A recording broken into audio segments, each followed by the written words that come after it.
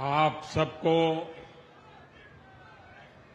नए कार्यालय की बहुत बहुत बधाई।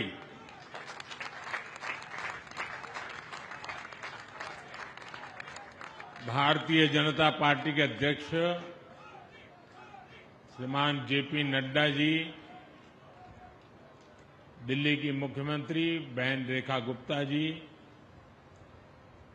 दिल्ली भाजपा के अध्यक्ष वीरेंद्र सचदेवा जी, दिल्ली भाजपा की सह प्रभारी बहन अलका गुर्जर जी, दिल्ली के सभी माननीय सांसद, दिल्ली सरकार के सभी मंत्रीगण, अन्य वरिष्ठजन और यहां उपस्थित भारतीय जनता पार्टी के समर्थ और समर्पित सभी कार्यकर्ता साथी, नवरात्र के इन पावन दिनों में आज दिल्ली भाजपा को अपना नया कार्यालय मिला है।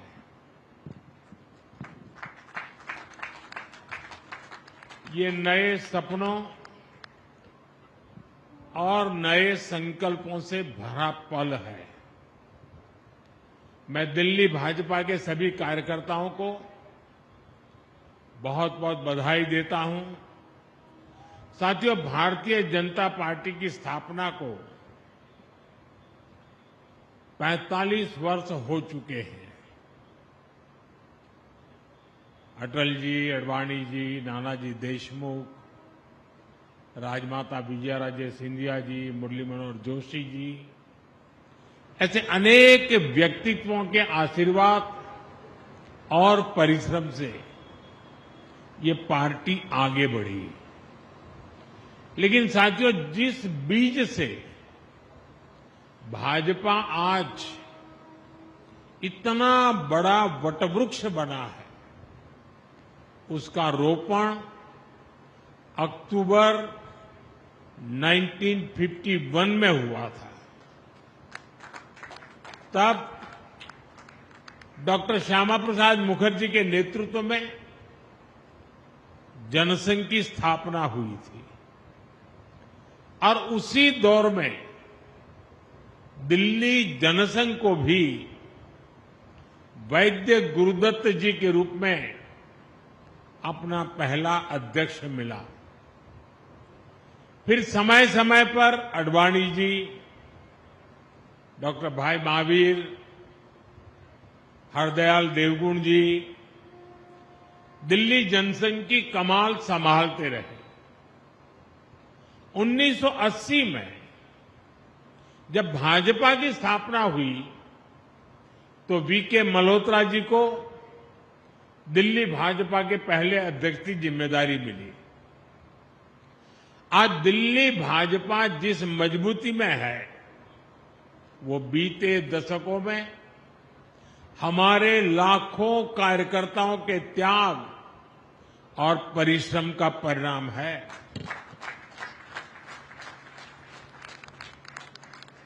केदारनाथ साहनी जी,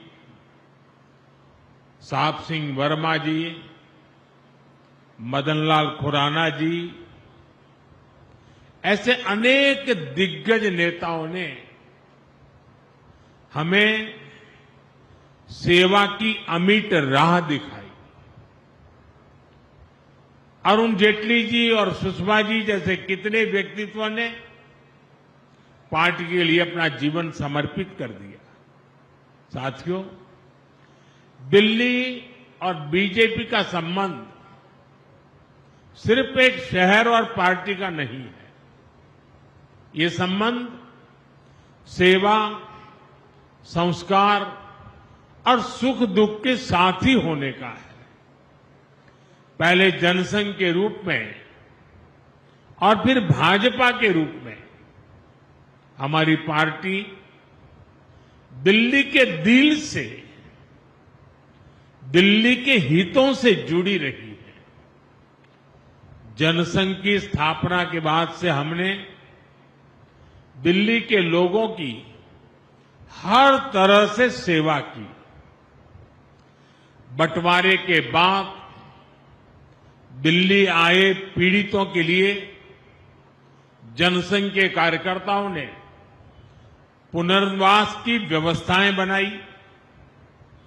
जब यहां मेट्रोपॉलिटन काउंसिल बनी तो अडवाणी जी और वीके मल्होत्रा जी जैसे नेता दिल्ली के लोगों की आवाज बने।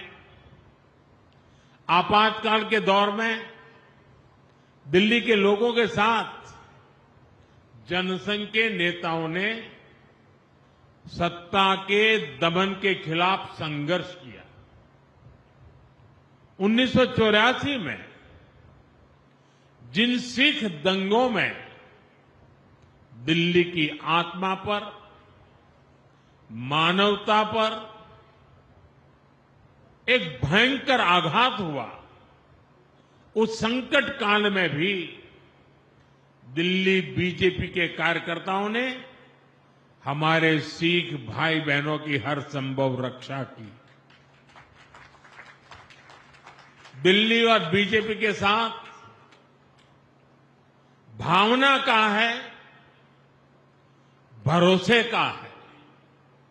साथियों, जनसंघ के जमाने में और उसके बाद भी जब भी बड़े राष्ट्रीय आयोजन हुए, आंदोलन हुए, उसके केंद्र में हमेशा दिल्ली ही रही। और उस समय साल में 3-3, 4-4 बड़े आंदोलन जनसंघ और बीजेपी के लोग करते थे। हमारे लोग चुन करके कोई देश में ज्यादा लोग नहीं आए थे, लेकिन राष्ट्रीय मुद्दों पर आंदोलन की ऐसी परंपरा हम लोगों ने खड़ी की थी। हमारे भूतपूर्व सभी नेताओं ने, कार्यकर्ताओं ने। और मैं देख रहा था कि हिंदुस्तान के कोने कोने से जब लोग दिल्ली आते थे तो कभी भी उनको ये महसूस नहीं होने दिया दिल्ली के कार्यकर्ताओं ने कि हम कहीं बाहर के हैं। दिल्ली के कार्यकर्ता देश भर से आए हुए कार्यकर्ताओं को अपने घरों में रखते थे, क्योंकि उस समय हमारे पास उतनी व्यवस्थाएं नहीं थी। और और जब जनसंघ के जमाने में, भाजपा के जमाने में कार्यकर्ता आते थे तो 5-5, 7-7 दिन रुकते थे। अगली ट्रेन का आरक्षण मिले न मिले इंतजार करना पड़ता था, इतनी दूर से आना पड़ता था। तो इन सबको 5-5, 7-7 दिन तक दिल्ली के कार्यकर्ता अपने घरों में रखते थे और उनकी सारी व्यवस्थाएं देखते थे। यानी एक प्रकार से पूरे देश में इस विचार को पहुंचाने में दिल्ली के कार्यकर्ताओं के वो अथक पुरुषार्थ, परिश्रम आज बीजेपी को यहां तक पहुंचाने में मदद की है। और इसलिए आज जब हम इस नए कार्यालय में प्रवेश कर रहे हैं तो हमें दिल्ली भाजपा के इतिहास, उसके सेवा कार्यों से निरंतर प्रेरणा लेते हुए आगे बढ़ना है। साथियों, हमारे लिए कोई भी भाजपा कार्यालय किसी देवालय से, किसी मंदिर से कम नहीं है। कोई भी भाजपा कार्यालय सिर्फ इमारतें नहीं हैं, ये मजबूत कड़ियां हैं जो पार्टी को जमीन से, जन अपेक्षाओं से जोड़े रखती है। भाजपा सत्ता के लिए नहीं, सेवा के लिए सरकार में है। ये कार्यालय इसी चेतना को जागृत रखते हैं। इसलिए हमें निरंतर प्रयास करते रहना होगा कि दिल्ली भाजपा के इस नए कार्यालय की पहचान यहां की सुविधाओं से नहीं, बल्कि जन सुनवाई और जन सेवा से होनी चाहिए। हमें हमेशा हमेशा याद रखना होगा, इस कार्यालय में हमारा कार्यकर्ता किसी न किसी जरूरतमंद की उम्मीदें लेकर आएगा। हम उन उम्मीदों पर खरा उतरें, ये हम सबका सामूहिक प्रयास होना चाहिए। इस कार्यालय में बैठकर लिए गए निर्णयों में जितनी संवेदना और सेवाभाव होगा, उतना ही दिल्ली के लोगों का हित होगा। साथियों, कई वर्षों के अंतराल के बाद दिल्ली में आज भाजपा की सरकार है। दिल्ली के लोगों ने अपने सपनों, अपने बेहतर भविष्य की उम्मीद भाजपा पर जताई है।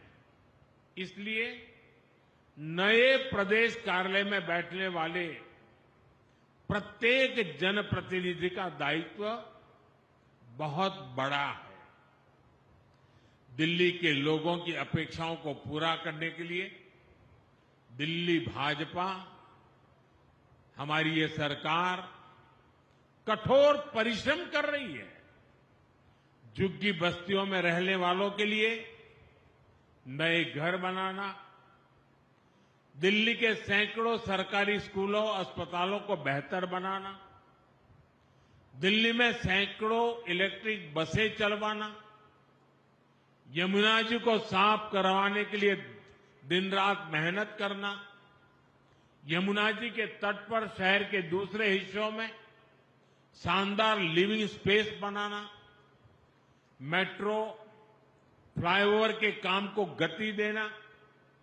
दिल्ली सरकार दिल्ली के नवनिर्माण में लगी हुई है और इसलिए दिल्ली भाजपा सरकार और दिल्ली भाजपा कार्यालय जब कंधे से कंधा मिलाकर ऐसे ही चलेंगे तो हम विकसित भारत, विकसित दिल्ली का सपना और तेजी से पूरा कर पाएंगे। साथियों, भाजपा एनडीए की सरकारों ने देश में सुशासन का एक नया मॉडल दिया है। हम विकास भी और विरासत भी के मंत्र के साथ आगे बढ़ रहे हैं। हमने देशवासियों की सुरक्षा को सर्वोच्च प्राथमिकता दी है।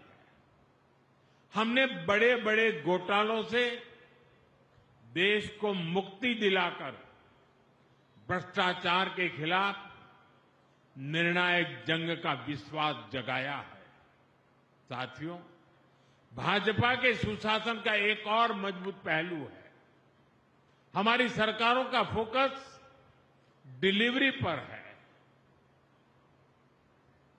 और सामान्य जन की बचत बढ़ाने पर भी है। मैं आपको टैक्स का एक उदाहरण देता हूं। 2014 में जब कांग्रेस की सरकार थी, ये बयानबाजी करने वाले लोग, बयान बहादुर, आए दिन झूठे बयान देने में एक्सपर्ट है, लेकिन मैं जरा उनका कच्चा चिट्ठा खोलता हूं। 2014 तक हमारे देश में इनकम टैक्स का क्या हाल था? 2 लाख रुपए से ज्यादा की आय होने पर टैक्स लग जाता था। हमारे आने से पहले 2 लाख की आय के ऊपर टैक्स लग जाता था। आज 12 लाख रुपए तक की इनकम पर भी टैक्स जीरो है।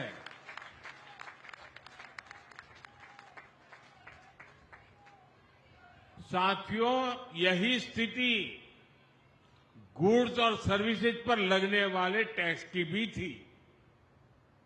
2014 से पहले अगर एक सामान्य परिवार अपनी रोज की जरूरतों पर साल में 1 लाख रुपया अगर खर्च करता है तो उसे करीब 25,000 रुपया टैक्स देना पड़ता था।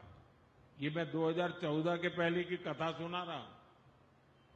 हम 2017 में जीएसटी लेकर आए तो सामान सस्ते हुए, टैक्स भी कम हुआ और अब नेक्स्ट जनरेशन जीएसटी रिफॉर्म के बाद 1 लाख के खर्च पर उस परिवार को सिर्फ 5 या 6,000 रुपये का ही टैक्स देना पड़ता था।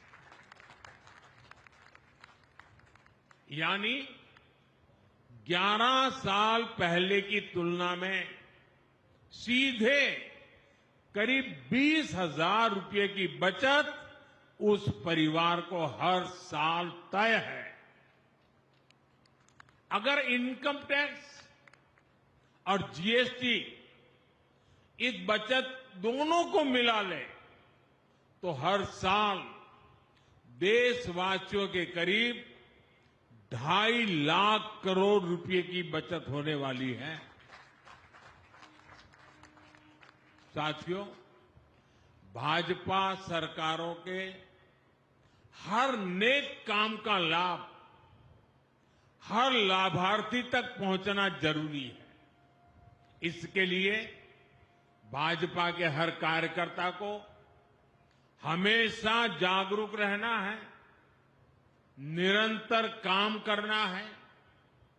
आज के इस शुभ अवसर पर जब इतनी बड़ी संख्या में नए पुराने सभी कार्यकर्ताओं से मैं मिला हूं तो मैं आपसे कुछ मांगने के लिए भी अपेक्षा लेकर के आता हूं। और आप तो भली भांति मुझे जानते हैं कि मैं ऐसे ही काम नहीं करता, कुछ काम आपको भी देता रहता हूं।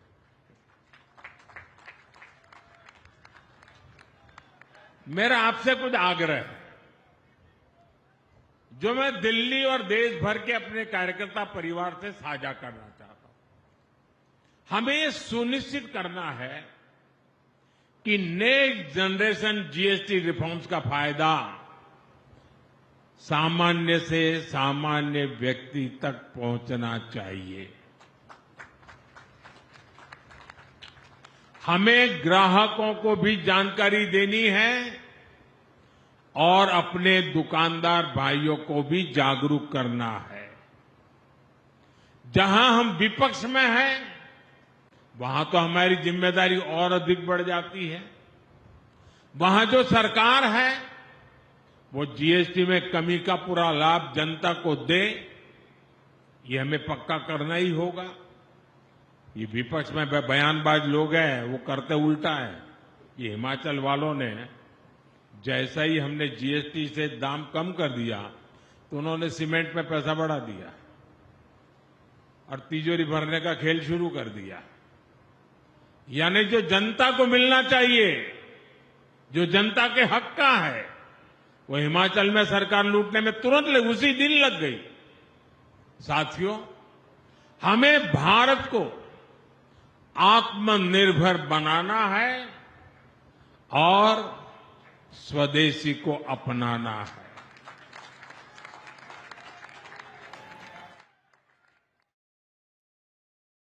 ये भाजपा कार्यकर्ताओं की जिम्मेवारी है कि हर दुकान पर एक बोर्ड लगा रहना चाहिए और बोर्ड भी बड़ा हो, 1.5-2 फुट का बोर्ड हो और उस पर लिखा हो, गर्व से कहो ये स्वदेशी है। ये हर दुकान पे लगना चाहिए। ये दायित्व बीजेपी के हर कार्यकर्ता का है। ये स्वदेशी है ये भाव गर्वपूर्वक व्यक्त होना चाहिए। हमें गांव गांव गली गली का अभियान बनाना है। विदेशी उत्पादों पर जितनी हमारी निर्भरता कम होगी उतना ही देश के लिए बेहतर होगा। साथियों, आजकल देश भर में स्वस्थ नारी सशक्त परिवार अभियान भी चल रहा है। ये बहनों बेटियों के स्वास्थ्य की जांच का बहुत बड़ा अभियान है। अब तक लाखों कैंप्स में 3 करोड़ से ज्यादा महिलाओं की मुफ्त जांच हो चुकी है। TB, breast cancer, cervical cancer, ऐसी अनेक बीमारियों को शुरुआत में ही पकड़ना बहुत जरूरी है। स्वस्थ नारी सशक्त परिवार से इसमें बहुत मदद मिल रही है। दिल्ली के भाजपा कार्यकर्ताओं को भी चाहिए कि ज्यादा से ज्यादा बहनें इन हेल्थ कैंप्स का लाभ ले पाएं। साथियों, दिल्ली देश की राजनीति तो है ही, राजधानी तो है ही, ये सांस्कृतिक विविधताओं की राजधानी है। दिल्ली में एक मिनी इंडिया बसता है। अलग अलग राज्यों के लाखों लोग यहां बसे हुए हैं। इसलिए हमें दिल्ली में निरंतर एक भारत श्रेष्ठ भारत की भावना को भी मजबूत करना है। बीते वर्षों में यह हमने दिल्ली में होते देखा है। यहां सिख गुरुओं के प्रकाश पर्व बहुत उल्लास से मनाए गए।